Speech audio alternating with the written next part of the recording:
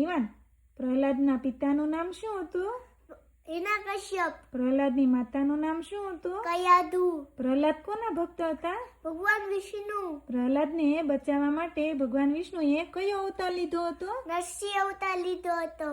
પ્રહલાદની પત્નીનું નામ શું હતું? ધૃતિ. પ્રહલાદના પુત્રનું નામ શું હતું? વિરોચન. પ્રહલાદના ફઈનું નામ શું હતું? હોલિકા.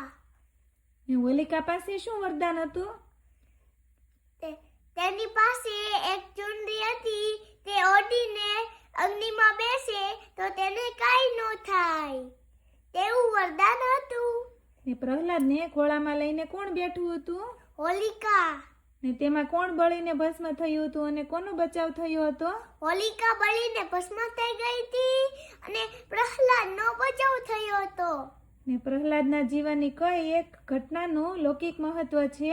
હોલિકા દહન. ભગવાન નરસિંહ ક્યાંથી પ્રગટ થયા હતા? મહેલના થાંભલામાંથી. ને ભગવાન નરસિંહનું શરીર કેવું હતું? અડધું સિંહ અને અડધું માણસ.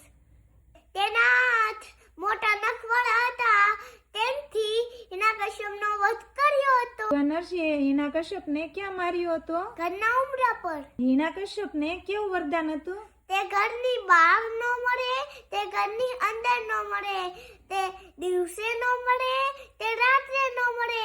તેથી ભગવાન નરસિંહે સંધ્યા સમયે અને ઉંબરા વચ્ચે માર્યો હતો. પ્રહલાદ કયા મંત્રનો જાપ કરતો હતો? ઓમ નમો ભગવતે વાસુદેવાય.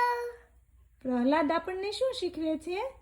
ગમે તેવી મુશ્કેલી આવે તો પણ આપણે ભગવાન પર વિશ્વાસ રાખવો જોઈએ.